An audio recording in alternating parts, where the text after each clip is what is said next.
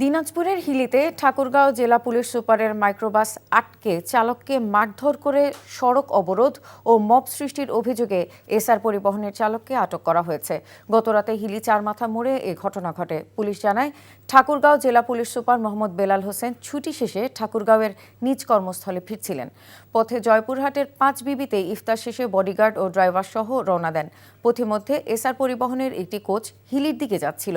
মাইক্রোবাসের driver তাকে side দেওয়ার সংকেত দিলে এক পর্যায়ে কোচটি গাড়ির দিকে চাপিয়ে ধাক্কা দেয়। এতে অল্পের জন্য দুর্ঘটনা থেকে রক্ষা পায় মাইক্রোবাসটি।